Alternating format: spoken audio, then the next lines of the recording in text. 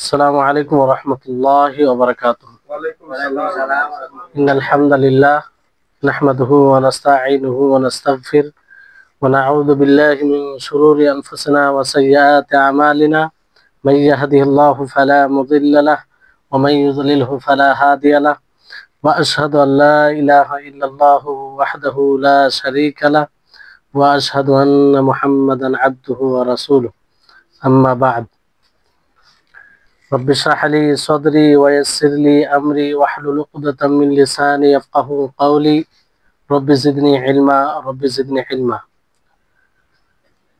সম্মানিত আজকের ক্লাসে উপস্থিত সুপ্রিয় ভাই সকল, প্রশংসা মাত্রই মহান আল্লাহ তাআলার জন্য, যিনি আমাদের সকলকে ব্যস্ততার মাঝেও গুরুত্বপূর্ণ ক্লাসে উপস্থিত হওয়ার তৌফিক দিয়েছেন।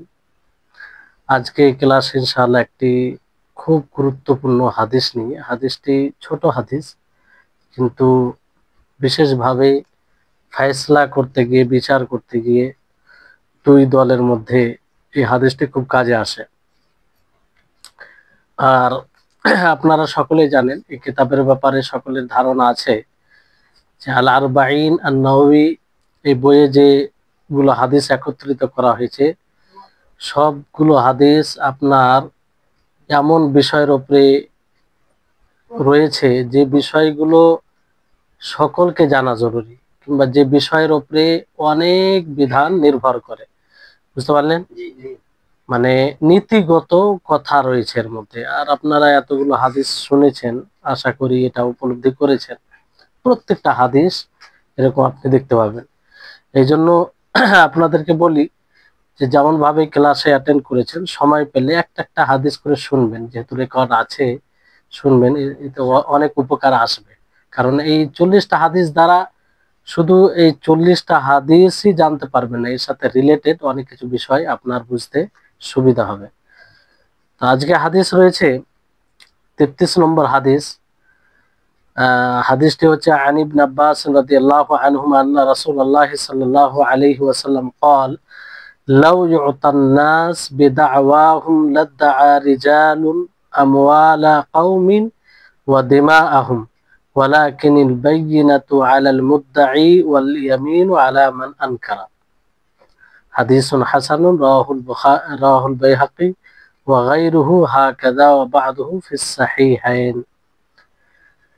আব্দুল্লাহ ইবনে আব্বাস রাদিয়াল্লাহু আনহুমা থেকে বর্ণিত, রাসূল সাল্লাল্লাহু আলাইহি সাল্লাম বলেন, যদি মানুষকে তাদের দাবি অনুযায়ী দেওয়া হতো কিংবা দাবি অনুযায়ী বিচার করা হতো, তাহলে কিছু মানুষ মানুষের ধন সম্পত্তির, মানুষের রক্তের দাবি করে বসত, অথচ দলিল মুদ্দাই, যে দাবিদার হবে, তাকে লাগবে ওয়াল ইয়ামিন আলা মান আনকারা, আর যে বিবাদী হবে তাকে কসম খেতে হবে। তাকে কি খেতে হবে? কসম খেতে হবে। তো এই হাদিসের ব্যাপারে বলা হয় যে বিচারে এটা মূল হাদিস। দুই দলের মধ্যে বিচার করতে গিয়ে কারো হককে নিয়ে নিয়েছে, কিংবা ঝগড়া দ্বিমত, কেউ বলছে এটা আমার, আর কেউ বলছে সে, মানে বিপক্ষ পার্টি বলছে আমার, মানে এইভাবে দ্বিমত যখন হয়ে যাবে, সেই বিষয়ে এই হাদিসটি মূল হাদিস। এবং দুই ব্যক্তির মাঝে, দুই দলের মাঝে ফয়সালা করতে গিয়ে আদল, ন্যায়ের এটা তারাজু কিংবা পাল্লা বলতে পারেন, সঠিক মতো আপনি ন্যায় করতে পারবেন এই হাদিস দ্বারা। বুঝতে পারলেন? সেটা নীতি দেওয়া হয়েছে। এই জন্য যে কোনো বিষয়ে ঝগড়া হবে কিছু নিয়ে, কোনো মাল সম্পত্তি নিয়ে, কিংবা আরো কিছু বিষয়ে, তো ওই বিষয়ে হাদিসটি বড়, মানে তাদের মাঝে ন্যায় দিতে বড় ভূমিকা থাকে। আর এটি ইসলামের নীতিমালার মধ্যে একটি বড় নীতিমালা। বুঝলেন? যে দাবি করবে তাকে কি করতে হবে? দলিল দিতে হবে। আর যার ওপরে দাবি করা হবে তাকে কি করতে হবে? কসম খেতে হবে। বুঝতে পারলেন? তো বুঝতে পারবেন আপনারা এই হাদিসের ব্যাখ্যায়। এখানে বলা হচ্ছে যে লাউ ইউতান নাস বিদাওয়াহুম, যে মানুষকে যদি তাদের দাবি অনুযায়ী দেওয়া হয়, মানে তাদের যেটা দাবি করবে সেই অনুযায়ী তাদেরকে দেওয়া হয়, লাদ্দাআ রিজাল, তো অনেক মানুষ দাবি করবে মানুষের সম্পত্তির কিংবা খুন রক্তের। এখানে দাবি করা মানে বুঝতে পারেন, দাবি এটা ওলামাদের পরিভাষায় বলা হয় যে কোনো মানুষ তার হক চাইবে, তার অধিকার চাইবে, যার কাছে তার অধিকার আছে তার কাছে, বুঝতে পারলেন? এটাকে মানে দাবি বলা হয়, দাওয়া মানে দাওয়া করা, বুঝতে পারলেন? আর একটা দাওয়াত মানে কাউকে আহ্বান করা, কারো আগমনকে চাওয়া যে সে আসুক। যেমন আপনাকে দাওয়াত দিচ্ছি যে আপনি আসেন আমাদের রুমে, দাওয়াত দিলাম, খাওয়ার দাওয়াত দিলাম, মানে কি আপনার আসার মানে চাইছি, আপনার আসা আগমন চাইছি। তো বিচারের মজলিসে কোনো ব্যক্তির তার হক চাওয়া, যার কাছে তার হক রয়েছে, এটাকে কি বলা হয়? দাবি বলা হয়, এটাকে দাবি বলা হয়। তো এই দাবি অনুযায়ী যদি দেওয়া হয় তাহলে যে কোনো মানুষ কারো উপরে দাবি করতে পারে, পারে কি পারে না? বলতেই পারে যে এটা আমার জিনিস অথচ তার নয়, কিংবা বলতে পারে যে কেউ মারা গেছে, সে অমুক জন হত্যা করেছে, দাবি করতে পারে। তো আসলে এটা বিষয় নয় যে দাবি করলে পেয়ে যাবে। আর এই ধরনের দাবি কারা করে? মূলত সকলেই নয়। এই জন্য আল্লাহ নবী রিজালুন শব্দ বলেছেন। কি শব্দ বলেছেন? রিজালুন, যে কিছু লোক যাদের মধ্যে তাকওয়া নেই, দিনদারিতা নেই, পরহেজগারিতা নেই, তারা এরকম দাবি করবে। কারণ যাদের মধ্যে আল্লাহর ভয় থাকবে তারা এরকম ভাবে দাবি করবে, যেটা তার জিনিস নয়, যেটা তার নয়, সেটা কি করে দাবি করতে পারে? তো এটা মূলত যারা আল্লাহ তাআলাকে ভয় করে না তারা এটা করবে, যে তাদের জিনিস না না হয়েও এটা দাবি করবে, কিংবা না সেটার আসল তথ্য জানার পরও বিপরীতে দাবি করবে। আর এটা ইতিবাচকে নেতিবাচকে উভয়ে হতে পারে, বুঝলেন? ইতিবাচকে হওয়া যেমন ধরেন যে আমি দাবি করলাম যে আপনার কাছে 1000 মালের রুপিয়া পাই, এটা দাবি আমার, বুঝলেন? আর নেতিবাচকে মানে ধরেন আপনি আমাকে ঋণ দিয়ে রেখেছেন কিংবা আপনার কাছে নিয়ে রেখেছি, আমি বললাম যে আমি মানে আমাকে দেয়নি, আমাকে দেয়নি, বুঝতে পারলেন? কিংবা আপনি না দেওয়ার পরেও আপনি মানে হয়তো আপনি দিয়ে দিয়েছেন, আপনি আপনি ঋণ দিয়েছেন আমার, মানে আপনার কাছ থেকে আমি ঋণ দিয়েছি, ঠিক আছে, তো আমি দিয়ে দিয়েছি, তারপর আপনি বলছে দেয়নি, তো অস্বীকার করা, এর মাধ্যমে দাবি উভয় পদ্ধতিতে হতে পারে, ইতিবাচক নেতিবাচক উভয় পদ্ধতিতে, বুঝতে পারলেন? তো দলিল কাকে লাগবে? যে দাবি করবে, যে দাবি করবে, মানে বাদী যে হবে তাকে দলিল লাগবে। তো দলিল বাইয়িনা বলা হয়েছে, মানে ওয়ালাকিনিল বাইয়িনাতু আলাল মুদ্দাঈ, যে বাদী হবে তাকে দলিল লাগবে। দলিল বলতে কি? যা দ্বারা কার হক এটা স্পষ্ট হয়, বুঝলেন? কার অধিকার। যেমন কেউ দাবি করলে যে এই মোবাইলটা আমার, তো এমন কিছু জিনিস থাকবে, বিষয় থাকবে যা দ্বারা এটা স্পষ্ট হবে যে আসলে মোবাইলটা কার, তো সেটাই দলিল, সেটাই দলিল, সেটাকেই বাইয়িনা বলা হয়, সেটাকে কি বলা হয়? বাইয়িনা বলা হয়। আর এই বাইয়িনা কয়েক ভাবে হয়, বুঝতে পারলেন? একটা তো ইকরারের মাধ্যমে হয়, স্বীকার করার মাধ্যমে। কিসের মাধ্যমে? স্বীকার করার মাধ্যমে। যেমন কোনো ব্যক্তি এসে বললো যে আমি আপনার কাছে 2000 মালের রুপিয়া পায়, তা আপনি সঙ্গে সঙ্গে এটা মেনে নিলেন যে হ্যাঁ, সে ব্যক্তি আমার কাছে 2000 মালের রুপিয়া পায়, তাহলে এটা আপনি স্বীকার করলেন। তো স্বীকার যেহেতু করলেন, আপনি মেনে নিলেন, তা আপনার জন্য দেওয়া এটা জরুরি হবে, এটাই যথেষ্ট, আর কোনো দলিল লাগবে না। এখানে এখানে কোনো দলিলের প্রয়োজন নেই, বুঝতে পারলেন? তারপরে আরেকটি দলিলের দিক, যে সাক্ষীর সাক্ষ্য দেওয়া, সাক্ষীর সাক্ষ্য দেওয়া, এটা কয়েক পর্যায়ে রয়েছে, কয়েক পর্যায়ে রয়েছে। যেমন প্রথম যেটা উঁচু স্তর, সেটা হচ্ছে যে দুই ব্যক্তির অথবা দুইয়ের অধিক ব্যক্তির সাক্ষী দেওয়া, কোনো জিনিস সম্পর্কে সাক্ষী দেওয়া যে এটা ওই অমুক ব্যক্তির, এটা অমুক ব্যক্তির, বুঝতে পারলেন? তো এইভাবে সাক্ষ্য প্রদান করা। ঠিক আছে, তো এটা উঁচু মানে এরকম হয়ে গেলে তো সেখানে আর কোনো প্রয়োজন নেই, এটা দলিল হিসাবে গণ্য করা হবে। বুঝতে পারলেন? এই ব্যাপারে কোরআনও আছে, কোরআনও রয়েছে। ও আশহিদু বলে আয়াত রয়েছে, আয়াতের দায়নে পাবেন, যেটা সূরা বাকারার সবচেয়ে বড় আয়াত। বুঝতে পারলেন? দ্বিতীয় স্তর হচ্ছে যে এক ব্যক্তি ও দুই মহিলার সাক্ষী দেওয়া। এক ব্যক্তি ও দুই মহিলার, কারণ মহিলার সাক্ষী পুরুষদের অর্ধেক। একটা পুরুষ হলে কয়টা মহিলা লাগবে? দুটা লাগবে। তো দুটো হলে দ্বিতীয় স্তর একজন ব্যক্তি দুই মহিলা। বুঝতে পারলেন? যেমন আয়াতে বলে ওয়াস্তাশহিদু শাহিদাইনি মির রিজালিকুম, তো সেখানে ওই মানে মহিলাদের এরকম সাক্ষীর ব্যাপারে বলা হয়েছে। তৃতীয় স্তর হচ্ছে যে একজন ব্যক্তির সাক্ষী প্রদান করা। একজন ব্যক্তি কোনো কাজে সাক্ষ্য প্রদান করবে, সাক্ষী দেবে। তাহলে এই সাক্ষী, এটাতে কিন্তু দুর্বলতা আছে পূর্বের তুলনায়, দুর্বলতায় মানে একটা জায়গায় যদি দুই ব্যক্তির সাক্ষী থাকে তাহলে তো এটা উঁচু, আর একজন ব্যক্তি দুই মহিলা তার থেকে মানে এটা নিচু। বুঝতে পারলেন? কিংবা এটা পরবর্তীতে তারপরে আরো নিচে হয়ে যায় যখন এক ব্যক্তি সাক্ষ্য প্রদান করে। কত? এক ব্যক্তি সাক্ষ্য প্রদান করে। আর এতে দুর্বলতা আছে, এই দুর্বলতাকে দূর করার জন্য কসম খাওয়া জরুরি। কসম খাওয়া জরুরি। বুঝতে পারলেন?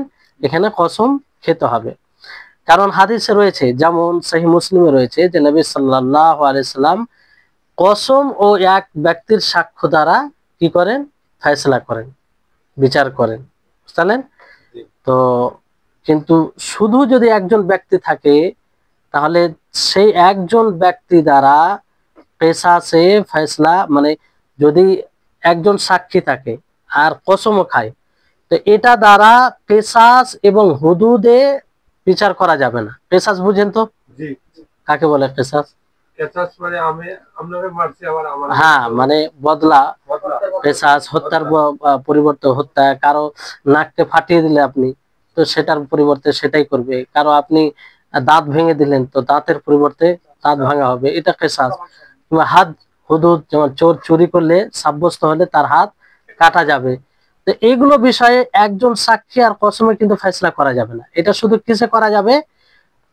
মালে, কারো মাল নিয়েছেন, কেউ দাবি করছে কোনো মালের সম্পত্তিতে, হ্যাঁ, জিনিসে, কিংবা এর সাথে সম্পৃক্ত যেগুলো বিষয় আছে, এর সাথে সম্পৃক্ত মালের সাথে যেগুলো সম্পৃক্ত বিষয় আছে তার সাথে। বুঝলেন? কিসাস হুদুদে এটা মানা যাবে না। শুধু একজন সাক্ষী থাকলে আর কসম খেলে এটা মানা যাবে না। কিসে মানা যাবে? মালের ক্ষেত্রে, কোনো জিনিসের ক্ষেত্রে আর এর সাথে সম্পৃক্ত। বুঝলেন?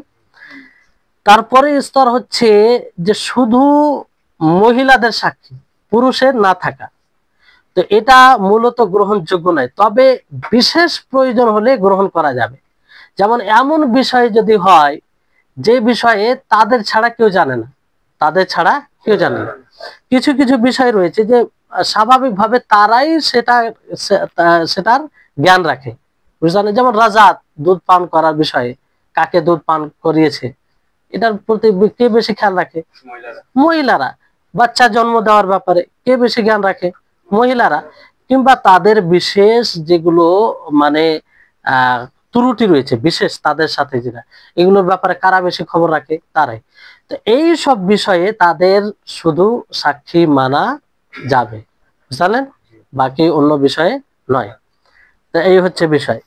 তারপরে এখানে যদি ধরেন দলিল মজবুত হয় তাহলে সেই দলিল দ্বারা ফয়সালা করা যাবে, আর যে কোনো বিষয়ে করা যাবে। দলিল যদি মজবুত হয়, একদম শক্তিশালী হয়, তো যে কোনো বিষয়ে আপনি ফয়সালা করতে পারেন, আর সেই দলিল দ্বারাই আপনি বিচার করতে পারেন। কিন্তু দুর্বল হলে সব জায়গায় নেই, যেমন একজন সাক্ষী হয়ে গেলে দুর্বল হয়ে আলো, তাই না? তো ওই আপনি সব জায়গায় ফয়সালা করতে পারেন না, সব জায়গায় করতে পারেন না। যেমন হুদুদ কিসাসে করা যাবে না। আর দুর্বল হলে তখন মানে কসম নিয়ে এটাকে শক্তিশালী করা হয়, তারপরও সব জায়গায় এটা হয় না, সব জায়গায় হয় না, যার উদাহরণ আপনারা শুনেছেন, বুঝতে পারলেন। এবার বিষয়টি হচ্ছে যে তারপরে আরেকটি দলিল এর মধ্যে আসে যে কাসামা। কাসামা কাকে বলে? কাসামা বলা হয় যে ধরেন একজন কারো হত্যা হয়ে গেছে, আপনি ধরেন দুই বংশ আছে, আহ বংশ আপনার বংশের লোকের কাউকে হত্যা করেছে অন্য বংশের লোক, আর তাদের এলাকায় হত্যা করা হয়েছে, ঠিক আছে। হত্যা করতে সরাসরি দেখেনি, কিন্তু কারিনা পাওয়া গেছে, আলামত পাওয়া গেছে, যে আলামত এটা ইঙ্গিত করে যে তারাই হত্যা করেছে, কিন্তু দেখেনি, সরাসরি দেখেনি। যেমন কাউকে হত্যা করেছে আর তার সাথে সাথে একজন ছুরি নিয়ে দাঁড়িয়ে আছে, তার হাতে ছুরি আছে, বুঝলেন। হত্যা করতে দেখেনি, তো এটা কি কারিনা, কিসের আলামত? যে সেই হত্যা করেছে, সেই হত্যা করেছে। তো এই সময় কাসামার প্রয়োজন পড়ে। কিসের প্রয়োজন পড়ে? কাসামা। মানে এটার দলিল হবে যে একজন ব্যক্তি কারিনার ভিত্তিতে দাবি করবে যে সে হত্যা করেছে, বুঝতে পারলেন। কারিনা মানে দলিলের আলামতের ভিত্তিতে যে অন্য একজন ব্যক্তি হত্যা করেছে, বুঝতে পারলেন। কিন্তু সেখানে কোনো সাক্ষী থাকবে না, না কেউ স্বীকার করবে, সেটাকে স্বীকৃতি দিবে, মেনে নিবে, কিছুই থাকবে না। কিন্তু কারিনা, মজবুত কারিনা, যেমন উদাহরণ দিলাম যে একটা ঘরে একজনকে হত্যা করা হয়েছে, আর আরেকজন ব্যক্তি আছে সেখানে, সে আছে একজনই ব্যক্তি, তো এটা কারিনা, সে ছাড়া আর কেউ হত্যা করবে, বুঝতে পারলেন। কিংবা তার হাতে রক্ত আছে, কেউ দেখেনি, সে স্বীকারও করছে না, সে স্বীকার করলে তো সমস্যা শেষ। যেমনটা বললেন যে ইকরার, এটা সবচেয়ে বড় দলিল।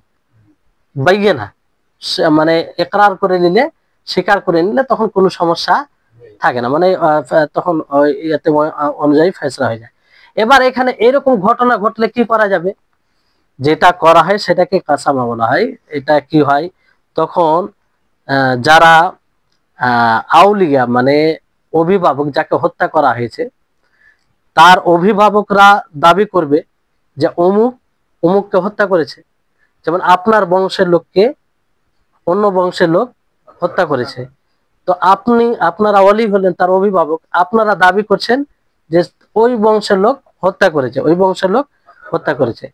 তো এই ক্ষেত্রে বলা হবে তাদেরকে, যারা মানে না না হত্যা করেছে না, মানে যাদের মানে উপরে দাবি করা হয়েছে, তাদেরকে বলা হবে যে তোমরা 50 বার কসম খাও। কতবার? 50 বার কসম খাও। মানে আপনারা দাবি করছেন যে আমাদের লোককে তারা মেরেছে, তো আপনারা দাবি করছেন এটা, তো এখানে কিন্তু যেটা পূর্বে নীতি পড়লে তার বিপরীত, আসল যে দাবি করবে তাকে কসম খেতে হবে, তার উপরে মানে তাকে দলিল দিতে হবে। তো এখানে তো দলিল নেই, এখানে দলিল নেই। তো এখানে অভিভাবক যারা রয়েছে, মানে যাকে হত্যা করা আছে তার অভিভাবকগণ কি করবে? কসম খাবে, যারা বলবে, ঠিক আছে, তারা কসম খেয়ে বলবে যে হ্যাঁ তারাই হত্যা করেছে, বুঝতে পারলেন। তখন তারা কি হবে, যদি 50 বার কসম খায়, তো তারা ওই তার হকদার হবে, যে আসলে তাদেরকে হত্যা করেছে, বুঝতে পারলেন। যদি তারা কসম না খায়, যদি তারা না খায়, তাহলে যাদের উপরে দাবি করা হচ্ছে তারা 50 বার কসম খাবে। তারা কতবার খাবে? তারা আবার 50 বার খাবে। কেন খাবে? যাতে দিয়েত দিতে না হয়। দিয়েত মানে রক্ত মূল্য দিতে না হয়। কসম না খেলে কিন্তু তাদেরকে রক্ত মূল্য দিতে হবে, বুঝতে পারলেন বিষয়টি। তো কাসামা বলা হয় যে একজন ব্যক্তিকে অন্যজন ব্যক্তি হত্যা করে থাকবে, কেউ দেখে থাকবে না, কেউ স্বীকারও করবে না, কিন্তু কিছু কারিনা পাওয়া যাবে, কিছু কারিনা পাওয়া যাবে। কারিনা পাওয়া মানে আলামত, এরকম কোন চিহ্ন পাওয়া যাবে যা দ্বারা এটা প্রবল ভাবে বোঝা যাবে যে সে হত্যা করেছে। মজবুত কারিনা। কারিনা বলতে শত্রুতা, একটা শত্রুতা হতে পারে। যেমন খাইবারের এতে ঘটেছিল যে সেখানে ইহুদিদের সাথে তো শত্রুতা ছিল, তো ওই এতে হত্যা করা হয়েছিল, তো এখানে কাসামার বিষয়টি এসেছিল, বুঝতে পারলেন। আর যে যেমন উদাহরণ দেওয়া হলো যে চাকু, একজনকে হত্যা করেছে আর একজন ব্যক্তি আছে তার হাতে চাকু, তার হাতে চাকু, এটা মজবুত একটা কারিনা, মানে আলামত। তারপরে যেহেতু দেখেনি কেউ আর না কেউ স্বীকার করছে, ফলে নিশ্চিত ভাবে এটার উপরে ফেসলা করা যায় না, ফলে কাসামার দরকার পড়ে কিসের? কসম খাবে। কি করবে? কসম খাবে। এবার যদি তারা কসম খেয়ে যায়, এবার তারা যদি কসম না খায়, প্রথমে তাদেরকে বলা তোমরা কসম খাও, তাহলে তারা যদি কসম খায় তাহলে ঠিক আছে, এরা রক্ত মূল্য পাবে। আর যদি কসম তারা না খায়, তাহলে যাদের উপরে দাবি করা হচ্ছে তাদেরকে বলা হবে তোমরা কসম খাও, তোমরা কসম খাও, বুঝলে। এরা কসম খেয়ে নিলে কি হবে? রক্ত মূল্য দেওয়া লাগবে না, যাকে দিয়েত বলা হয়, বুঝতে পারলেন। তো এই হচ্ছে বিষয়। তারপরে এখানে আরেকটি বিষয় আপনাদেরকে বলি, যে এখানে লাউ ইউতান নাসু বিদাওয়াহুম লাদ্দাআ রিজালুন আমওয়ালা কওমিন ওয়া দিমাহুম, দুটি বিষয়কে তুলে ধরা হয়েছে, একটা মাল, একটা রক্ত, মানে হত্যা করা বিষয়। আচ্ছা, দুটি বিষয়ে কি দাবি হয় আর অন্য বিষয়ে দাবি হয় না? অন্য বিষয়ে দাবি হয় না? হয়, অনেক বিষয়ে দাবি হয়, কিন্তু বেশিরভাগ দাবি মানুষ কোন জিনিসে করে? হয় কাউকে হত্যা করে দিয়েছে এই বিষয়ে, আর না হয় কারো মাল, কে বলবে যে আমার কাছে মাল ছিনিয়ে নিয়েছে, কিংবা আমি পাই, এটা সাথে মালের সাথে সম্পৃক্ত বেশি, তাই না? এই জন্য এই দুটি বিষয়কে আল্লাহ নবী তুলে ধরেছেন। এর মানে এই দুটি বিষয়ের সাথে খাস তা নয়, বিশেষ তা নয়, বুঝতে পারলেন। তারপরে আরেকটি বাইনাতের মধ্যে হচ্ছে 4 নম্বর, সেটা হচ্ছে মানে আদত। আদত মানে অভ্যাস, মানে স্বাভাবিক যেটা হয় সেটা, মানে সেটা সাক্ষ্য প্রদান করবে যে দুইজনের মধ্যে কারো একজনের আছে, দুইজনের মধ্যে কারো একজন আছে। যেমন উদাহরণ দিই আপনাদেরকে, যে একজন চাষি আছে, কে আছে? চাষি। আর একজন আলেম। এবার চাষবাসের জিনিস রয়েছে, সে নিজের জমিতে চাষ করছে, সেটার ব্যাপারে দাবি করছে একজন। তো এটা স্পষ্ট যে একজন চাষবাস করছে, তো জিনিসটা কার হবে? যেমন এর উল্টো ধরেন যে একজন আলেম, তার একটি কিতাব, তার দাবি ওটা তার কিতাব, আর একজন চাষি বলছে যে না, কিতাবটি আমার, বইটি আমার। তো এখানে সুস্পষ্ট, যেটা স্বাভাবিক ভাবে দেখা যায়, যে কিতাব কার কাছে থাকে? আলেমের কাছে থাকে, শিক্ষিত ব্যক্তিদের কাছে। তো এরকম আরো উদাহরণ স্পষ্ট করে, যে যেমন ধরেন যে দুইজন ব্যক্তি আমনে সামনে হয়েছে, বুঝতে পারলেন। একজন ব্যক্তির হাতে পাগড়ি আছে, মাথাতেও পাগড়ি আছে, আর যে ব্যক্তির হাতে কিছু নেই, সে দাবি করছে যে পাগড়িটি আমার, পাগড়িটি আমার। তো এখানে স্বাভাবিকভাবে এটা বোঝা যায় অভ্যাসগত ভাবে, যে যার মাথায় পাগড়ি আছে ও হাতে কেন পাগড়ি নিয়ে থাকবে? অবশ্যই তার কাছ থেকে নিয়েছে ও, বুঝতে পারছেন কথা। তো এইরকম ধরনের আর কি, এরকম ধরনের অনেক উদাহরণ হতে পারে। তো এটাও একটা, এক সাক্ষীর অবস্থান নিবে, এক সাক্ষীর অবস্থান নিবে, বুঝতে পারলেন। কিন্তু এক সাক্ষীর অবস্থান নিবে এটা কেন? এই কারণে যে যেমনটা আপনারা পূর্বে পড়েছেন, যে একটাই সাক্ষী থাকলে এটা দুর্বল দলিল মনে করা হয়, দুর্বল দলিল মনে করা, ফলে কসম খাওয়াতে হবে। কি করতে হবে? কসম খাওয়াতে। তো যদি এরকম দলিল থাকে কারো কাছে, তার সাথে সাথে কসমও খাবে, তার সাথে সাথে কসমও খাবে, তাহলে এটা মজবুত হয়ে যাবে, বুঝতে পারলেন। তো এই হচ্ছে বিষয়। তারপরে আপনার যে দাবি করবে, মুদ্দাই, মুদ্দা আলাই, আসল তো দুইটি বিষয়, দুই এর মাঝে রয়েছে না।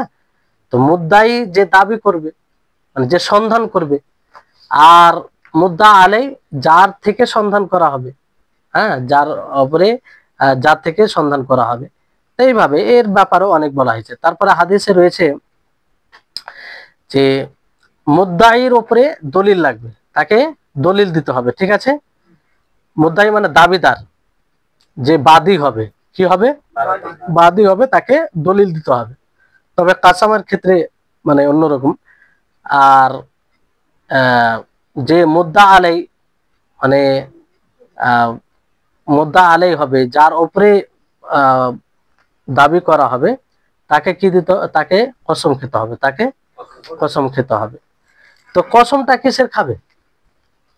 কসমটা আল্লাহর কসম খাবে। এরকমটা নয় যে কসম যার তার খাওয়াবে, এরকম নয় যে তুমি এই জিনিসটা দাবি করছো তো তুমি কসম খাও যে এটা আমার না হলে আমার স্ত্রী তালাক, কিংবা এটা আমার না হলে আমার আমার অমুক সন্তান নাই, এরকম কসম চলবে না। কসম খেতে হলে কার খেতে হবে? আল্লাহ তাআলার খেতে হবে। কারণ অনেকেই এটা দলিল দিতে পারে যে এখানে তো আম ভাবে কসমের কথা বলা হয়েছে, কারণ বলা হয়েছে আল ইয়ামিন। ইয়ামিন তো যে কোনো মানুষ, যে কোনো জিনিসের কসম খাওয়াকে ইয়ামিন বলা হয়। ফলে এই কসম বলতে শুধুমাত্র আল্লাহর কসম, বুঝতে পারলেন? আর এখানে একটা মনে রাখবেন যে কসম, যার যে আপনাকে কসম খাওয়াচ্ছে তার নিয়তের উপরে ভিত্তি করবে, বুঝতে পারলেন? আপনার নিয়তের উপরে ডিপেন্ড করবে না, আপনার নিয়তের উপরে ডিপেন্ড করবে না। যে কসম খাবে তার নিয়ত চলবে না, এখানে নিয়ত কার চলবে? যে কসম খাওয়াচ্ছে, কিসের জন্য কসম খাওয়াচ্ছে সেটার উপরে ভিত্তি করবে।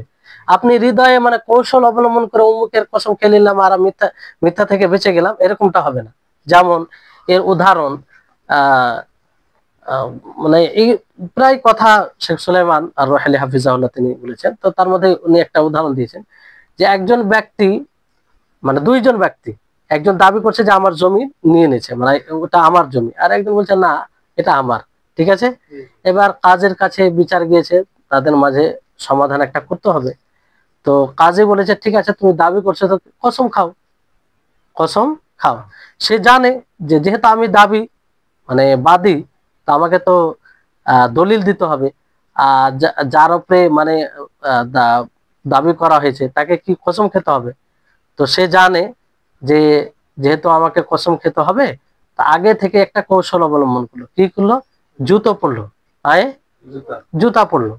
জুতা পরার পরে সে ওখানে গিয়ে মানে বিচারের জায়গায় গিয়ে, কাজের সামনে গিয়ে তাকে যখন বলা হলো যে তুমি কসম খাও, তখন সে বলল যে আমি আল্লাহর কসম করে বলছি আমার পায়ের নিচে যেটা আছে সেটা আমার না। ও উদ্দেশ্য কোনটা গেলে জুতাকে।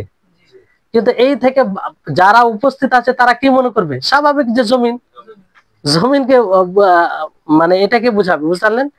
তো এই যে এখানে কৌশল হিলা অবলম্বন করলো, কিন্তু এটা কি চলবে?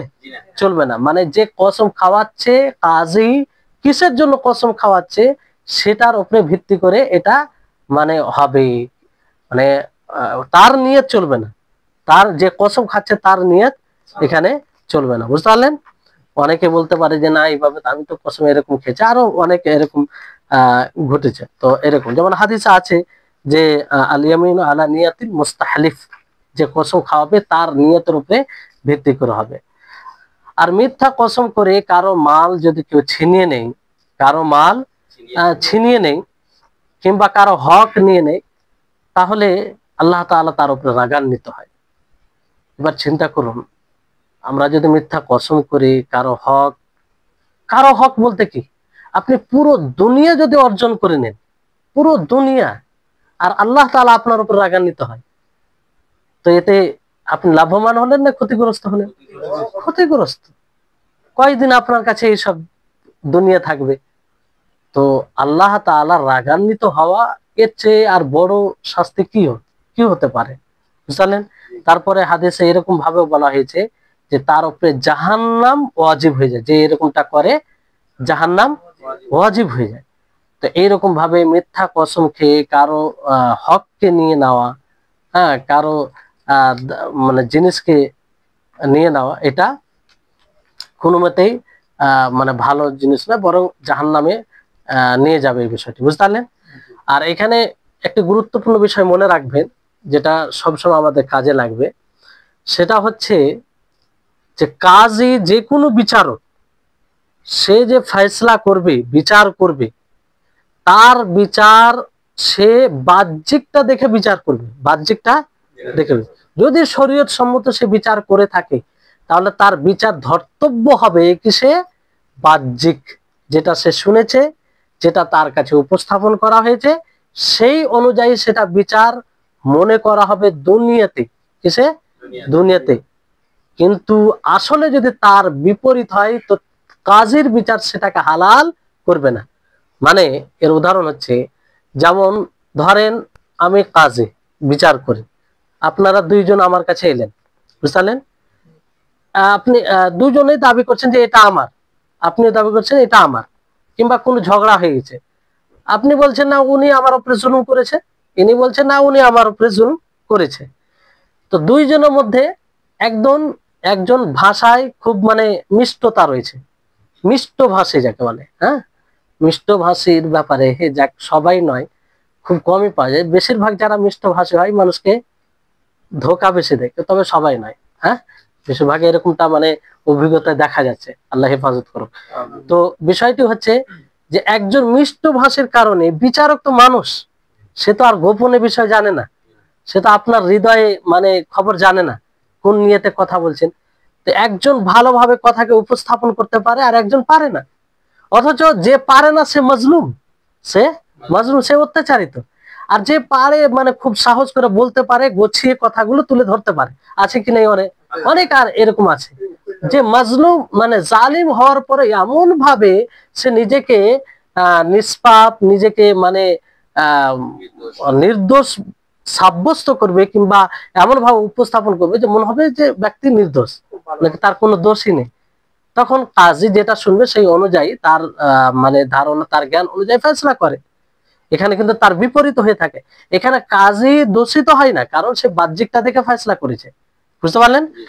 তো এই ক্ষেত্রে যদি কেউ মিষ্টি কথা বলে, ভালো কথা বলে, ভালোভাবে উপস্থাপন করে অন্যের হককে নিজের এতে করে নেয়, কিংবা নিজেকে মাজলুম সাব্যস্ত করে, অথচ সে জালেম, তাহলে মূলত নিজের জন্য সে জাহান্নামে ঠিকানা বানায়। কিংবা এরকম বলা হয়েছে যে সে হকটা নিয়ে নিল মানে জাহান্নামের টুকরো নিল। কিসের? জাহান্নামের টুকরো নিল। আর এই ব্যাপারে সরাসরি নবী করিম মুহাম্মদ সাল্লাল্লাহু আলাইহি সাল্লাম বলে যে দেখো তোমরা আমার কাছে বিচার নিয়ে আসো, আমি মানুষ, আমি কি মানুষ, তোমাদের মধ্যে কোন একজন ভালোভাবে কথা উপস্থাপন করে, ভালোভাবে কথা বলে, ভালোভাবে সব দিকটা তুলে ধরে, তার কথা অনুযায়ী আমি ফেসলা করি। কিন্তু তার বিপরীত হতে পারে যার বিরুদ্ধে কথা উঠানো হয়েছে তার বিপক্ষে যে ছিল সে দুর্বল, কথা উপস্থাপন করতে পারেনি, বলতে পারেনি, ফলে যে যতটুকু কথা আমার নিকটে পৌঁছেছে সেই অনুযায়ী আমি ফেসলা করে দিয়েছি, সেই অনুযায়ী আমি বিচার করে দিয়েছি। তো আসলে আসলে যার পক্ষে বিচার করা হয়েছে তার কিন্তু নয়, অন্য ব্যক্তির, তার আরেক ব্যক্তি। তো এরকমটা হয়ে গেলে আসলে তার জিনিসটা হয়ে যায় না, বরং সেই জাহান্নামের টুকরো হাতে পড়ে তার। তো বিষয়টি হচ্ছে এরকম। তো আমাদেরকে সবসময় খেয়াল রাখতে হবে, যেটা হক হকই মানে থাকবে, বাতিল কখনো হক হয় না, মানুষের বিচারের কারণে বাতিল মানে হয় না। এটা যেমন আজকাল গ্রাম্য এলাকায় বিচার হয়, সালিশ ডাকে, তো কেমন ভাবে ফেসলা করে, এখানে তো যারা বিচারক তারাই বেঈমান হয়, বিচারক তারাই বেঈমান হয়, এদের কথা তো ছাড়েন। এখানে নেই সঙ্গত, নেই ভাবে বিচার করেও যদি নেই না হয়, মানে বিচারক বাহ্যিক দিক দিয়ে বিচার করতে গিয়ে আসলে গোপনীয় যেটা তথ্য ছুপিয়ে থেকে গেছে, ফলে ন্যায় সঙ্গত বিচার হয়নি, তারপরেও তো যে এটা হক নিয়ে নিবে তার জন্য কঠোর ওয়াইদ আছে। এবার যারা বিচারক ইচ্ছাকৃত ভাবে অন্যায় করে, মাল খেয়ে, অর্থ ঘুষ নিয়ে, মানে মানে কিছু টাকা খেয়ে পক্ষপাতিত্ব করে, তাদের কি অবস্থা হবে? তাদের খুব করুণ অবস্থা হবে, বুঝতে পারলেন? তো এই হাদিসটি অত্যন্ত গুরুত্বপূর্ণ। তো এখান থেকে অনেক কিছু বিষয় বোঝা যায় যে দাবি এক মালে হয়, তারপরে কাউকে হত্যা, কারো উপরে জুলুম হলে এতে দাবি হয়, এছাড়া আরো অন্য অন্য বিষয়েও দাবি হয়, বুঝলেন? এক্ষেত্রে নীতিমালা আপনার হাদিস অনুযায়ী বললেন যে দাবি করবে তাকে কি দিতে হবে? দলিল দিতে হবে, তাকে দলিল দিতে হবে। আর যে যার উপরে দাবি করা হবে তাকে কসম খেতে হবে, তাকে কসম খেতে হবে। কাসামার ক্ষেত্রে কি? কাসামার ক্ষেত্রে যে দাবি করবে কসম খেতে হবে, তাকে কি করতে হবে? কতবার? 50 বার। এবার ধরেন যে যারা দাবিদার তারা 5 জন, কিভাবে 50 বার কসম খাবে? সকলেই 50 বার করে খাবে? 10 করে খাবে, 50 হবে। কিংবা 50 জন যদি হয় তো সবাই একবার করে কসম খাবে, বুঝলেন, যাতে 50 বার পূর্ণ হয়, 50 বার পূর্ণ হয়। এবার যদি এরা কসম না খায় তাহলে কাদেরকে কসম খেতে বলা হবে? যাদের উপরে দাবি করা হচ্ছে তাদেরকে কসম খেতে বলা হবে। যদি তারা কসম খেয়ে যায় তখন তাদের রক্তমূল্য আর দিতে হবে না, বুঝতে পারলেন? আচ্ছা, এখানে একটা প্রশ্ন জাগতে পারে যে এত কসম কেন? একবার কসম খেলে তো যথেষ্ট। আসলে কারো হত্যার দাবি করা এটা ছোট মোটো বিষয় নয়, তো বড় বিষয়। কারো হত্যার দাবি করে যাওয়া এটা বড় বিষয়, এই জন্য এর গুরুত্ব, মানে এটা খুব বড় বিষয়, যাতে মানুষ বুঝতে পারে। ঠিক আছে, তারপরে এখান থেকে একটা শরীয়তের সৌন্দর্য ফুটে আসছে, সেটা কি? সে সৌন্দর্য হচ্ছে যে ইসলাম মাল, ধন সম্পত্তি, মানুষের জান প্রাণের সংরক্ষণের ব্যবস্থা করেছে। কি করেছে? ব্যবস্থা করেছে। যে কোনো মানুষ দাবি করলে তার মাল হয়ে যায় না।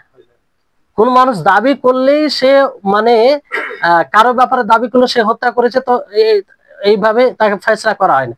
কারণ এটা করলে তো কত মানুষের জান যাবে। আপনার সাথে শত্রুতা আছে, দাবি করে দিলাম যে এই ব্যক্তি অমুক জনকে হত্যা করেছে, হ্যাঁ, কাউকে আমি হত্যা করে দাবি করে দিলাম যে অমুক জন হত্যা করেছে, তাহলে আপনার জানটা গেল, আরেকজনের জানটা গেল, আপনার সাথে শত্রু, আপনাকে ফাঁসিয়ে দিলাম। কিন্তু ইসলাম এই নীতিমালা দিয়ে সংরক্ষণ করেছে যে না, এটা হবে না, বরং যে দাবি করবে তাকে দলিল লাগবে, দলিল ছাড়া কথা হবে না। দলিলের ব্যাখ্যা আপনারা বললেন। তো এখান থেকে বোঝা যাচ্ছে যে শরীয়তে ইসলামিয়া কতটা মানুষের জান প্রাণের হেফাজতের গুরুত্ব দিয়েছে, এটা শরীয়তের সৌন্দর্য, বুঝতে পারলেন? তারপরে আপনার কিছু মানে কারিনা বলতে, কারিনার সাথে যেগুলো বলা হলো, কিছু উদাহরণ কোরআন হাদিস থেকে, মানে চমৎকার উদাহরণের জন্য দিই। যেমন আপনার সুলাইমান আলাইহিস সালামের ঘটনা, সুলাইমান আলাইহিস সালামের ঘটনা। তো সুলাইমান আলাইহিস সালাম, ওনার নিকটে 2 মহিলা আসে, ঠিক আছে, তাদের সাথে একটি সন্তান থাকে, তাদের সাথে একটি সন্তান থাকে। আর 2 মহিলার মানে সন্তান যায় সেখানে, একজনের সন্তান মানে কোনো একটা জায়গায় যায়, সেখানে বাঘে খেয়ে ফেলে, বাঘে খেয়ে ফেলে। আর একজন সন্তান মানে বেঁচে থাকে, বুঝলেন? তো 2 জনেই বিচার নিয়ে গেল, 2 জনে বললো এটা আমার ছেলে, আরেকজন বললো এটা আমার ছেলে, বুঝলেন? তো তখন 2 জনে দাউদ আলাইহিস সালামের নিকটে বিচার নিয়ে গেল। কার নিকটে? দাউদ আলাইহিস সালাম। তো দাউদ আলাইহিস সালাম মানে সন্তানটি যে বড় তার জন্য মানে ইজতিহাদ করে তিনি যেটা বুঝেছেন সেটা করে ফয়সালা করে দিলেন যে এই সন্তানটি বড়, মানে ওই 2 মহিলার মধ্যে যে বড় তার জন্য ফয়সালা করে দিলেন যে তারই এটি সন্তান, বুঝলেন? আর ছোট যেহেতু এই ভেবে যে বড় আর সন্তান হবে কি হবে না, বৃদ্ধা হয়ে গেছে, আর সন্তান হবে কি হবে না, এইভাবে তার জন্য মানে এই দিক দিয়ে তিনি ফয়সালা করে দিলেন যে এটা ওই বৃদ্ধা কিংবা বড় যার বয়স বেশি তার তার এটা। আর ছোটকে এই জন্য ছোটর পক্ষে দিলেন না যে তিনার হয়তো আগামীতে কোনো সন্তান হবে, আগামীতে সন্তান হবে। তো 2 জনেই বের হয় দাউদ আলাইহিস সালামের নিকট থেকে। তারা ওই ঝগড়ার মধ্যেই ছিল, একটু ওইরকম অবস্থা ছিল। সুলাইমান আলাইহিস সালাম তাদেরকে জিজ্ঞাসা করে, সুলাইমান আলাইহিস সালাম তাদের 2 জনকে জিজ্ঞাসা করে যে কি ব্যাপার, কি বিষয়? তারা 2 জনেই বললো যে এরকম বিষয়। তখন তিনি একটি চাকু চাইলেন যে চাকু নিয়ে এসো, চাকু নিয়ে আসা হলো। তখন তিনি বললেন চাকু নিয়ে আসার পরে যে আমি এই সন্তানকে চাকু দিয়ে 2 খণ্ড করব, 2 ভাগে বিভক্ত করবো, তুমি 1 ভাগ নিয়ে নিবে আর 1 ভাগ তুমি নিয়ে নিবে। মানে যার পক্ষে সন্তানের ফয়সালা করা হয়েছিল তাকে বলা হয়েছে তুমি 1 ভাগ নিবে, আর ছোট যে ছিল তাকে বলা হয়েছে তুমি 1 ভাগ। তাহলে সমস্যার সমাধান হয়ে যাবে, অসুবিধা নেই, 2 জনে কেউ বঞ্চিত হলো না। যেমন এটা শোনা, বড় যে ছিল মানে যার বয়স বেশি ছিল সে সঙ্গে সঙ্গে তার সহমত জানালো যে ঠিক আছে, অসুবিধা নেই, মানে 2 খণ্ড করা হোক, অসুবিধা নেই। আর যে ছোট আছে সে বলে উঠলো একদম যে না না না, খণ্ড করার দরকার নেই, কাটার দরকার নেই, তাকেই দিয়ে দেন, আমার সন্তান জীবিত থাকলেই যথেষ্ট। তখন সুলাইমান আলাইহিস সালাম তিনি বুঝতে পারলেন যে ছোটরই সন্তান হবে, কারণ যার সন্তান হবে সে কখনো এটা চাইবে না যে তার সন্তানকে তার সামনে কাটা হোক। তো এই ছিল সুলাইমান আলাইহিস সালামের দূরদর্শিতা। তো এটা একটা কারিনা, মজবুত কারিনা, বুঝতে পারলেন? তো এই হচ্ছে বিষয়। তারপরে আপনার ইউসুফ আলাইহিস সালামের ঘটনা শুনেছেন। ইউসুফ আলাইহিস সালামের ঘটনা যখন ওই বাদশার স্ত্রীর সাথে পায়, তখন মানে কি, তার স্ত্রী একটা বাদশার স্ত্রী, সে তো চাইবে নিজের শক্তির দাপট দেখাবে, ফাঁসাবে অন্যকে, নিজের ভুলকে স্বীকার করবে? কখনো করবে না। তো ফলে কি বললো যে দোষী হচ্ছে এই আমাকে, মানে আমার সাথে এরকম করার চেষ্টা করেছিল। তখন কি হলো, বলা হলো যে যেটা আয়াতে রয়েছে সূরা ইউসুফে, যে ইন কানা কামিসুহু কুদ্দা মিন কুবুলিন ফাসাদাকাত ওয়া হুয়া মিনাল কাযিবিন, যদি তার কামিজ জামা আগে থেকে ফাটা থাকে, আগে থেকে ছেঁড়া থাকে, ফাসাদাকাত, তো ওই মহিলাটি সত্য, ওই মহিলাটি সত্য। আর ইউসুফ আলাইহিস সালাম তিনি মিথ্যুকের মধ্যে, তিনি মিথ্যুকের মধ্যে। ওয়াইন কানা কামিসুহু কুদ্দা মিন দুবুরিন ফাকাযাবাত ওয়া হুয়া মিনাস সাদিকিন, আর যদি তার জামা, ইউসুফ আলাইহিস সালামের জামা পিছন থেকে ফাটা থাকে, কোথা থেকে? পিছন থেকে, তাহলে ওই মহিলাটি মিথ্যুক আর ইউসুফ আলাইহিস সালাম সত্যবাদীদের মধ্যে। ফালাম্মা রাআ কামিসাহু, যখন তার কামিজ জামাকে দেখা হলো, কুদ্দা মিন দুবুরিন ক্বালা ইন্নাহু মিন কাইদিকুন্না, তো দেখা গেল যে তার পিছনের জামা ফাটা, মানে পিছন থেকে ধরেছে, চেষ্টা করেছে মহিলাটি। হ্যাঁ, তখন বলা হলো যে এটা তোমাদের ষড়যন্ত্রের মধ্যে, হ্যাঁ, ইন্না কাইদাকুন্না আযীম, তোমাদের ষড়যন্ত্র খুব বড়। হ্যাঁ হ্যাঁ, তো এখানে একটা কারণে যে সুস্পষ্ট ভাবে এটা দেখা গেল, বুঝতে পারলেন? তো এরকম বিষয়। তারপরে আরো বিষয়ের সাথে জড়িয়ে রয়েছে।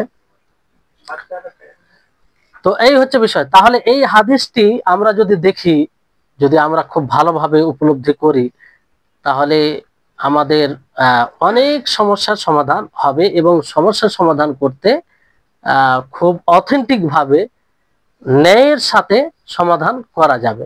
ইসলামে যে নীতিমালা দিয়েছে, যে যে দাবি করবে তাকে দলিল দিতে হবে, তাকে কি করতে হবে? দলিল দিতে হবে। আর যার উপরে দাবি করা হবে, মানে দাবি যার উপরে করা হলো, ও কেন দলিল দিবে? ওকে কসম খেতে হবে যে এটা আমার নয়, বুঝলেন? তখন তাকে কসম খেতে হবে, বুঝলেন? তো এই হচ্ছে বিষয়। তার মানে এখানে একটা এই বিষয়টাও বোঝা যাচ্ছে যে কসমটা হালকা জিনিস নয়, মানে একজন হকের সাথে ঝুলিয়ে রাখা হচ্ছে। মানে আপনি কসম যদি খেয়ে যান, তাহলে মনে করা হবে যে আপনি মুক্ত, তাহলে মিথ্যা কসম খেলে একজনের হক মানে চলে যাচ্ছে, কিংবা নিয়েও মনে করা হবে যে আপনি হক নেননি। তো কসমটা যেখানে সেখানে খাওয়া যায় না, বুঝতে পারলেন? এটাও একটা গুরুত্বপূর্ণ বিষয়। আমরা কথায় কথায় আল্লাহর কসম, এর কসম, মানে শুধু কসম কসম, এটা ঠিক নয়। অনেক জায়গায় এরকম প্রচলন আছে। যাই হোক, সংক্ষিপ্ত ভাবে হাদিসটির ব্যাখ্যা বলা হলো। আপনারা এই হাদিসটি মুখস্থ করবেন, ছোট্ট হাদিস, কোনো অসুবিধা নেই মুখস্থ করতে। আল্লাহ তাআলার নিকটে দোয়া করি আল্লাহ যেন আমাদের সকলকে এই হাদিস অনুযায়ী আমল করার তৌফিক দান করেন। আর আল্লাহ রাসূল সাল্লাল্লাহু আলাইহি ওয়াসাল্লামের যে আরো বাণী রয়েছে সেগুলো বুঝার এবং আমাদের সকলকে সেগুলো বাস্তবায়ন করার তৌফিক দান করুন। ওয়া আখির দাওয়ানা আনিল হামদুলিল্লাহি রাব্বিল আলামিন। আসসালামু আলাইকুম ওয়া রাহমাতুল্লাহি ওয়া বারাকাতুহু।